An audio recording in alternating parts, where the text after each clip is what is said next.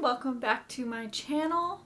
We are here today for a embroidery tutorial, how to kind of thing. I'm going to show you how to do the basic step-by-step how to start your embroidery. We're going to talk about how to hoop your fabric, the 4 most common stitches. We're going to talk about 3 methods of transferring your pattern, and I'm even going to go through everything you'll need supplies-wise to start embroidering. So, without further ado, let's jump into the video. So, the supplies you will need to start embroidering are obviously embroidery hoop, because if you don't have an embroidery hoop, it's harder to hold your fabric, and it just helps stabilize it. And then, on that note, fabric. If you're not doing a cross stitch, I recommend something like a cotton or a linen. But if you are doing cross stitch, I recommend cross stitch specific fabric. If you're a beginner, go with a smaller size or squares per inch. I typically use 14, but if you're more advanced or want a challenge, you go with something more like a 20 squares per inch. And then you'll also need needle, scissors, your basic hand sewing, things like that. And then you'll also need your embroidery thread. You can use just like regular spools of thread like I have back here, but I do recommend you use embroidery floss. Embroidery floss is typically 6 strands of thread woven together, and it just allows you to have more chunky stitches or more thin stitches. I recommend the more thin stitches because it won't look as chunky. And you'll also want some interfacing. Interfacing can help make sure that your stitches don't go wonky when you take it off of the hoop. Because sometimes if you're working with a stretch fabric, if you happen to be overstretched it on the hoop, when you take it off, your stitches are going to be all distorted. But if you have an interfacing there, it's going to make sure that your stitches look good. So I do highly recommend that you use an interfacing, but if you're just using like a non-stretch cotton or linen, you probably don't need to because your fabric's thick enough to hold its own when you take it off the hoop. So now let's go into how to hoop your fabric. Okay, so first I'm going to show you how to hoop your fabric to start your embroidery project. You're going to separate your hoop, put the smaller hoop down, then your interfacing, then your final top fabric, and then you're just gonna push the hoop down. You want this to be a pretty snug fit, and if it's like mine and it's not quite going on, just loosen the top a bit and then push it down. So you want this to be snug, but not stretching out the fabric too much, because then that'll make your stitches all wonky when you take it out. And now you're ready to start embroidering. So now let's talk about the basic stitches. So you have your back stitch, your satin stitch, your cross stitch, and your French knot. I'm going to go through all of these so you can see what they look like, and I'm going to do them very exaggerated and large, just so you can see them in more detail. So first thing you're going to want to do is grab your embroidery thread. As you can see, there's multiple threads weaved together to do this. You don't want to use all 6 in your embroidery because then your stitches are going to look really chunky. So what you're going to do is split this into either 2 strands or 3 strands.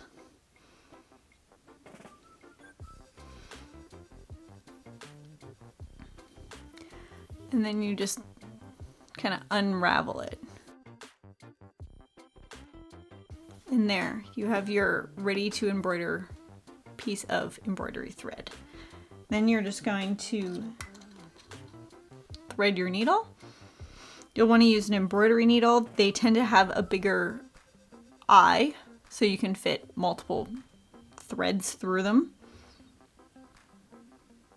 And some are blunt, more blunt on the end, and some are more pointy.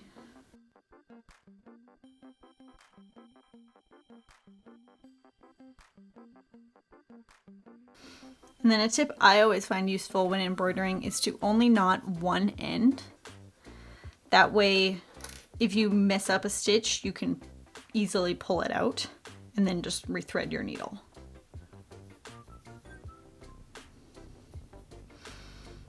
And then just do a double knot on that end. And then grab your hoop. I have a lot of excess fabric. This is just a scrap. But then to start your stitch, you're just gonna go up. And first we'll start with a back stitch. So for a back stitch, you're just gonna do one regular stitch. And then you're gonna come back up right for your stitch distance apart. And then you're gonna go back through the whole of that previous stitch. And you're just gonna keep doing this until you have a nice line. And you can shorten or lengthen these stitches as you go, depending on if you're doing a curve or something. The smaller will look more uniform than if you do larger, just because they'll flop around a little bit if they're not super tight. But yeah, that's the basics of a back stitch. Now for a satin stitch, I'm just going to draw a simple little circle on my fabric here. A satin stitch is typically used to fill in a space. So what you're going to do is just stick your needle onto the edge. And you're just going to go back and forth until you fill up the circle or whatever shape you're doing. You want to make sure your stitches are as close together as possible so that it just looks like one cohesive object.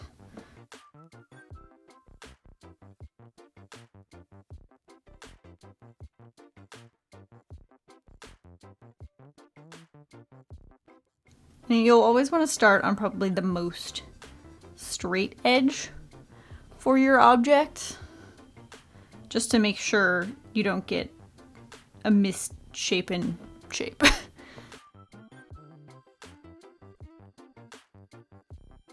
And you just keep doing that until your shape is full. We'll do a triangle because that's more what it came out to be. And then, yeah, you'll just keep doing that until you reach your completed shape. But let's move on to the next stitch, which is the cross stitch. So you're going to come up from your fabric.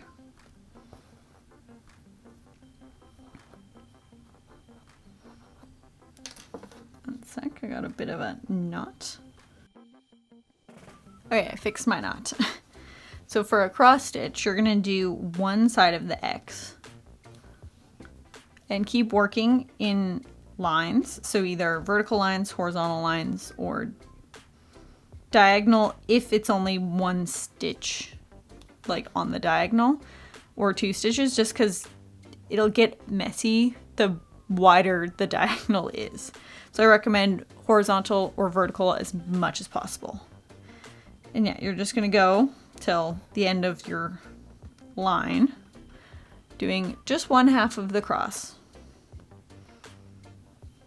And then when you reach the end, say this is my end at 4, you'll come back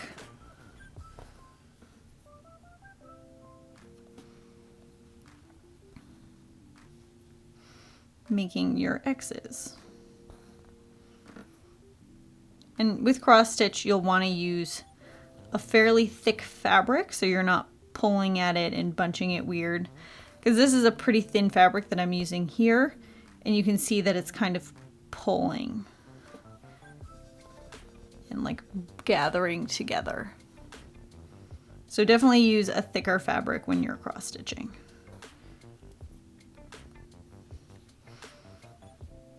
And then you'll just knot that and keep going to your next line. And then for the final one, which is the French knot, you'll stick your needle up and you'll wrap the thread around your needle a few times. And then you'll just stick it back into the fabric right beside where it came out.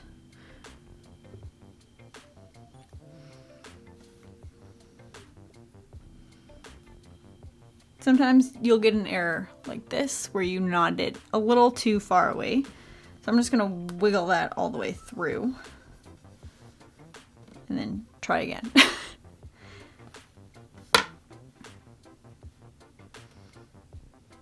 So you want to keep your knot as close to the fabric as possible.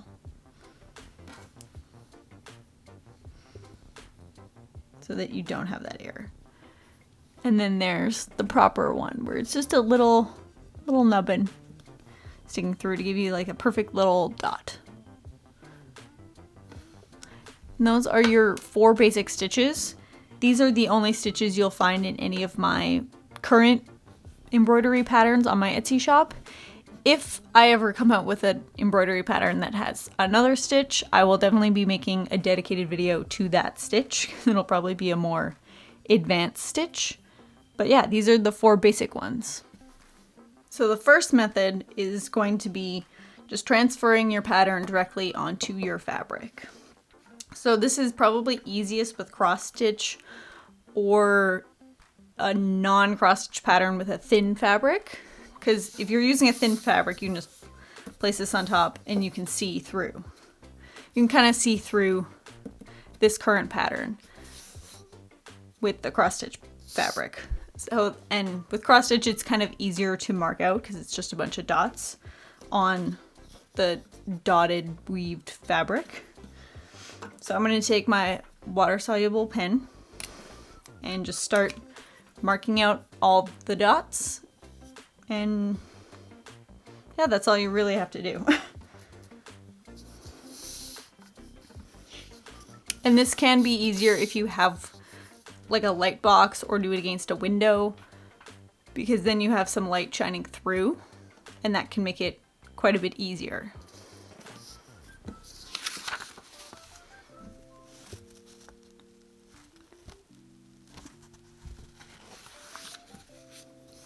Which I'm probably gonna go do that off camera.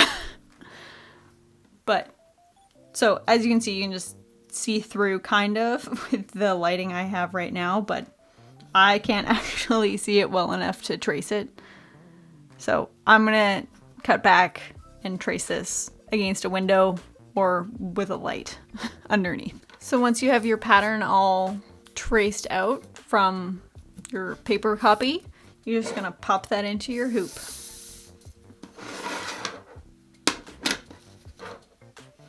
Now, if your hoop is smaller than your design, just focus on one part at a time. So I'm going to focus on the lemon first. So I'm going to center that.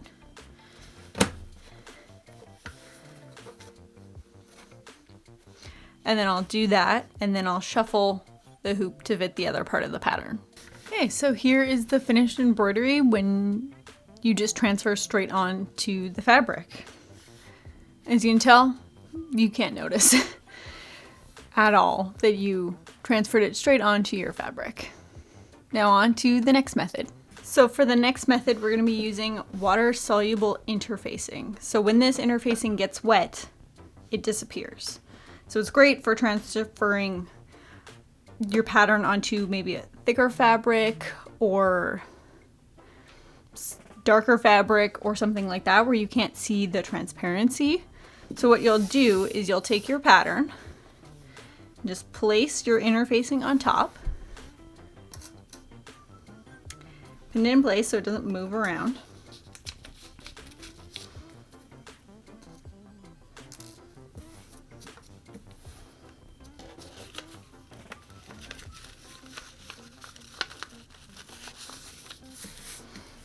And then take either chalk, this is a chalk pencil crayon, or a water-soluble pen or one of these erasable pens from Friction, not sure how to pronounce it, but I'll have them linked down below.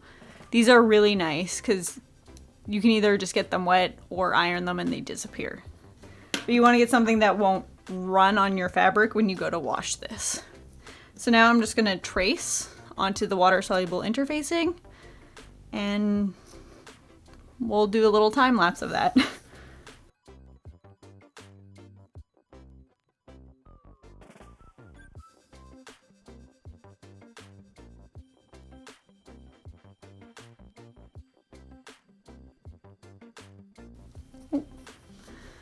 Sharpener break.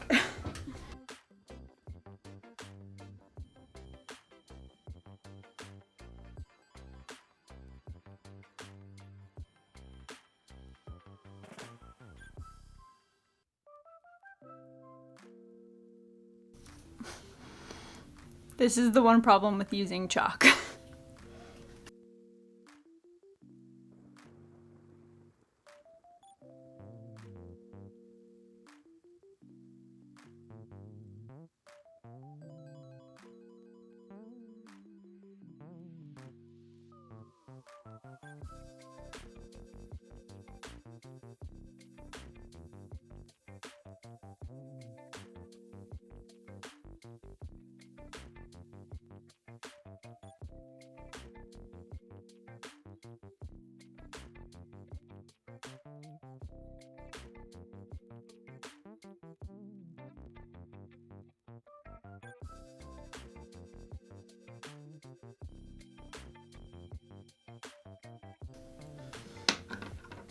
There's a few places I want a little more detail, and I'm going to use my pen.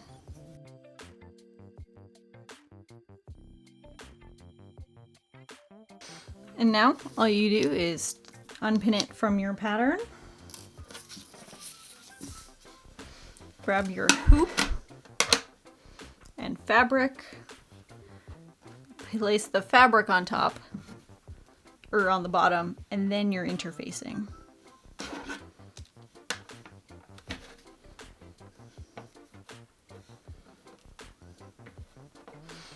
Then you just stitch, and once you're all done, you'll take this, rinse it under the sink, and the water-soluble interfacing will just disappear.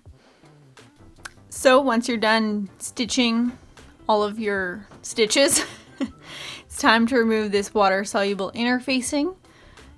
And all you have to do that is wash your fabric. I usually just do it in warm water in the sink, and it disappears. So let's head over to the sink and remove this interfacing.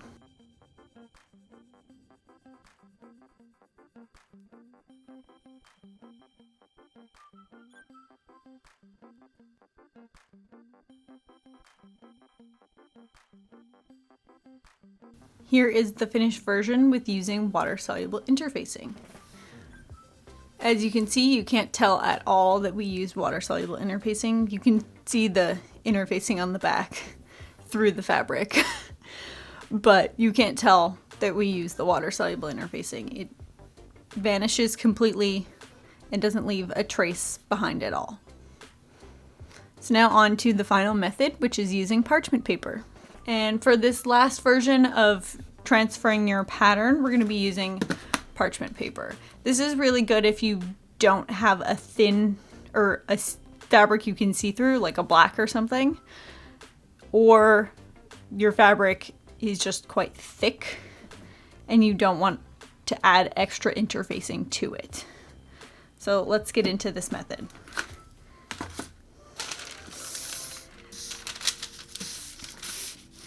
So for this method, you're going to need your pattern, your piece of parchment, and then just any old pen.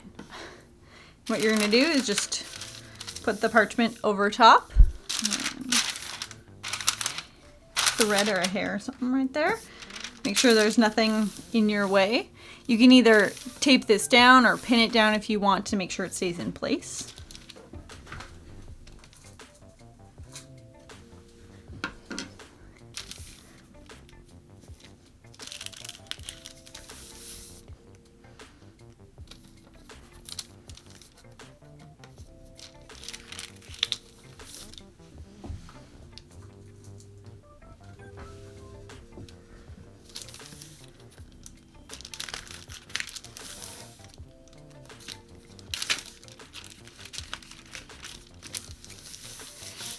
And now all you're going to do is just take your pen and trace over all the lines. If you have multiple colors, you can use multiple pen colors and just do what makes sense in your brain.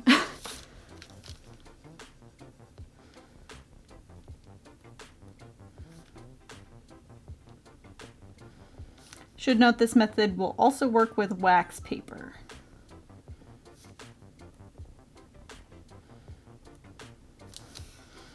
And if you're like me, you might like to use more inky pens. That doesn't work with parchment paper, and I forgot, so I'm going to switch out my pen. So I'm actually going to use a pencil because I can't find any pens that aren't super inky. Because this is what happens when you use an inky pen. It smears everywhere.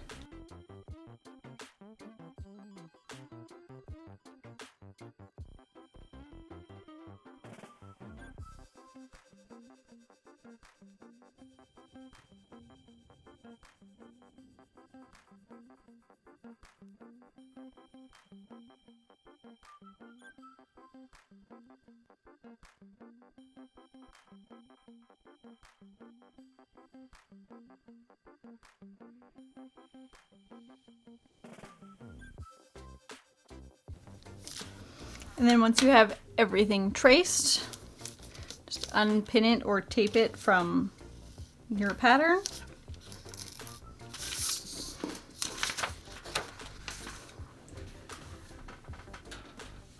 And then grab your hooped fabric, and then you'll just pin this on top of that. Because the parchment won't really sit nice in the hoop, so it's better to just pin it onto the hoop as opposed to through it.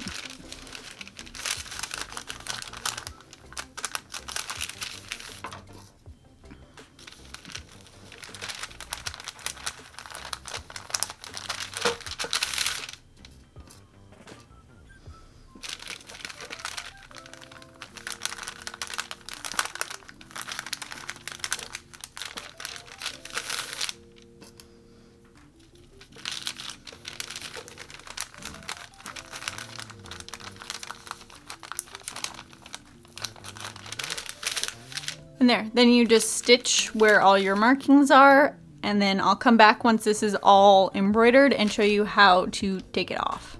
So now that you've finished embroidering through your parchment, you're just gonna take the pins out. And then, I know you're probably feeling discouraged because it looks terrible, but I promise you, once you remove it, it's gonna look a lot better. So to remove it, you just kind of lightly rip it out.